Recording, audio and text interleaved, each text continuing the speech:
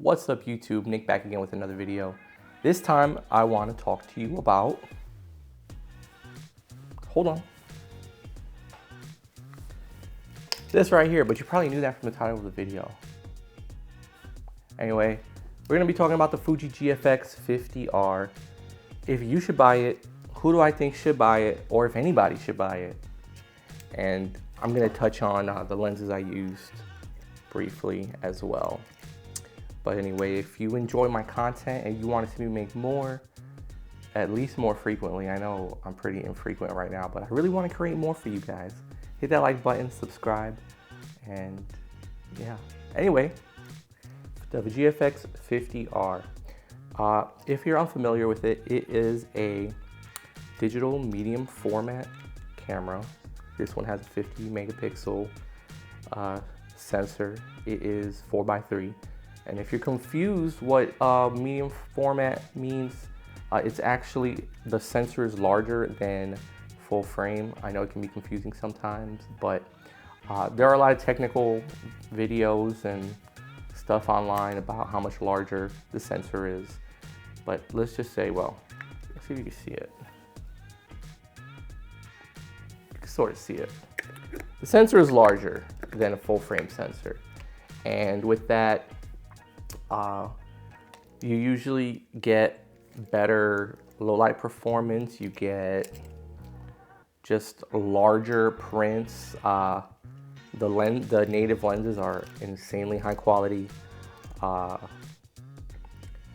And like, there's just a certain, the Fuji colors combined with the large sensor and the amazing lenses, it just creates this wonderful, unique image that is it's difficult or impossible to replicate.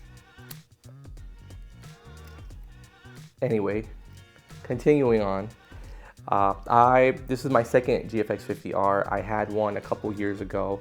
I really enjoyed it, but for the work I was doing at the time, I was doing a lot of higher speed stuff, and I required something with really fast autofocus, and the GFX system at the time just was not cutting it for me.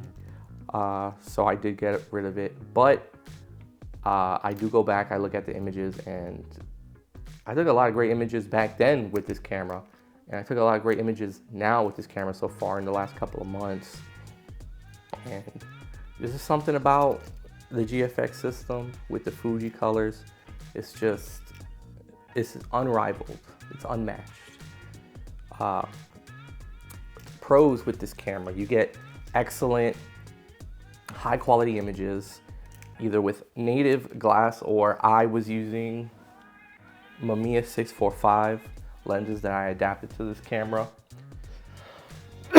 Excuse me. You can adapt basically any medium format film lenses to this camera, and they will work. Like, they'll cover the sensor and be really good. Like, if the lens is good quality for the film, it's going to be good quality for this as well most of the time. I will say, for my Mamiya lenses, I had a 55mm f2.8 and I had that 80 f1.9 that you just saw. The 55mm it's a little soft. It's probably the softest lens I've ever used. So just keep that in mind if that's something you want. For the Mamiya 645, I think there might be just one other wider lens. I could be wrong, like, I'm not super technical. I just tell you guys my experience. But I think there might be one wider lens, but I think it's kind of expensive. I'm not 100% sure. But that was the widest lens that I could afford at the time when I was buying the lenses. And the 81.9 is super sharp. It's amazing, but it's sharp, but it's not like so sharp that it looks like too perfect. The lens still has a lot of great character, and it's a great lens. I would recommend that one definitely on this system. The first time I had it, I did touch on this briefly, but the autofocus is not that great on this camera or the 50S. They're contrast-based autofocus, and it's not good.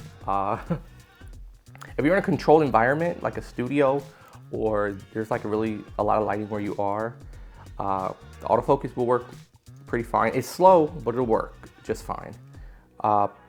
You start to get into some problems in challenging lighting situations, like obviously if it's lower light, or if the scene isn't super contrasty, like a lot of things are similar colors, everything kind of blends in together, the camera's gonna have issues.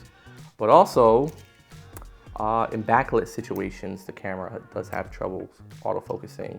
So just some things to keep in mind. It can get frustrating. What I would recommend is using back button autofocus on this camera. Or if you have experience using film, if you have a lot of experience using manual focus lenses and you're comfortable manually focusing yourself, then use that, because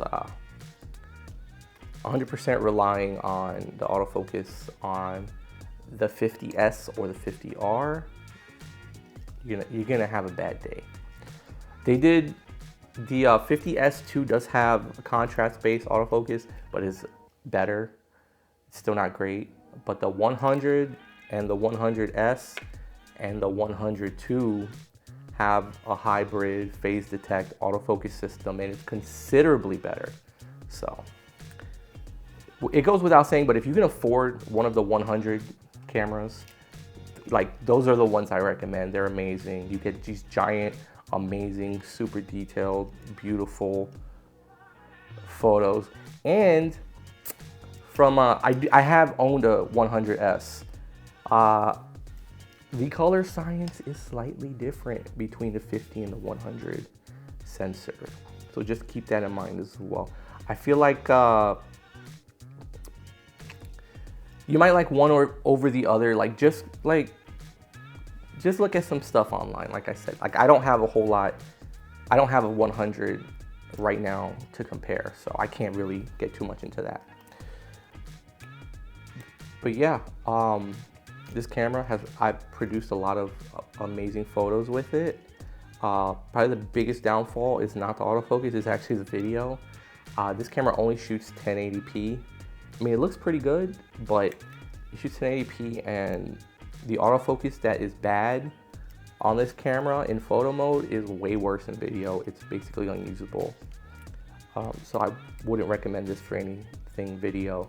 If you do want to make video with a GFX camera, again, the 100, the 100S and the 102 are going to be what you're looking for. The ergonomics are terrible on this camera. It's literally like holding a brick. I do have this wood small rig grip on here. It's great, it adds a lot.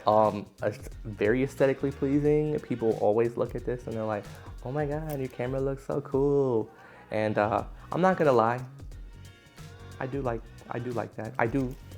The aesthetics is like one of the main reasons I bought this camera. I wanted something I could pick up, like I would want to pick up and go shoot. And that's more important than having the most technologically advanced camera sometimes. Sometimes you just need something that inspires you to go create, and that's what this does for me. Continuing on, the grip. Cool things about this grip is not just a grip. You have various mounting points on the bottom. It actually comes with its own little tool to unscrew it from the camera. Super cool. And this bracket here and this bracket on the side connect directly to my tripod. So that makes things way easier as well. So bonus points for that. I will say this grip, they do not make it anymore because they haven't made this camera in a couple years. So they discontinued the grip. So you will have to find it used. It can be an issue. I did happen to find this used from KEH, luckily. So I was able to get it. But there's not a ton of these specific grips online that I've seen, and this is the one I would recommend. So anyway, who is this camera for? If you're an enthusiast, you do some landscape stuff maybe, you do some studio work, and you really like you really want like the highest quality image you can get for the lowest price possible, then this and the 50S are, I mean, they're basically the same camera, but this is just different looking. Get one of these, they're great. If you're going to be, I wouldn't, if you're a professional and you might need something for hybrid shooting, like we basically all need like a hybrid camera at this point, I would not recommend this to you at all because the video specs are so bad. If you're in any sort of fast-paced environment, this is not gonna work for you unless you're like an amazing like manual focuser over here. Then yeah, I would not, this is not it for you. Also, the 50S2 is pretty similarly priced on the used market to this. So if it was between the two and like you want something that's technologically better, the ergonomics are better, it has a better EVF, it has, if you use the film simulations, it does have the nostalgic neg, which is super, super cool. It's super unique film simulation. Also, if you need slightly better autofocus, the 50S2 is for you. I used that camera, I had it, it's great, I love it. Yeah, the autofocus is considerably better on that camera than this camera. And yeah, you should, if you're gonna definitely use first party autofocus lenses, you should get the 50S2. Do that. And if you're the type of person that's like, I only buy new gear, I don't want to use camera, I don't know the history, blah, blah, blah, they still do sell the 50S2 brand new for a decent price for what you're getting. But I guess to circle back around, if you want a camera that when you look at it, it's going to inspire you to pick it up and go shoot, and you're gonna get high quality results, this is it. This.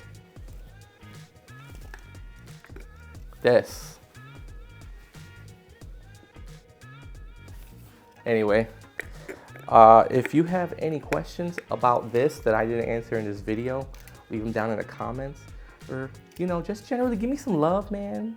It's real hard being a stay-at-home dad with a almost 2-year-old and trying to squeeze in these videos whenever I can.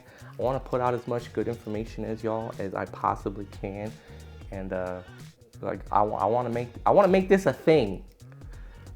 If you want to support me, you can like, subscribe, follow me on Instagram. You can buy a print. I put out limited prints. The links for that stuff is down below. And I hope to see you all next time.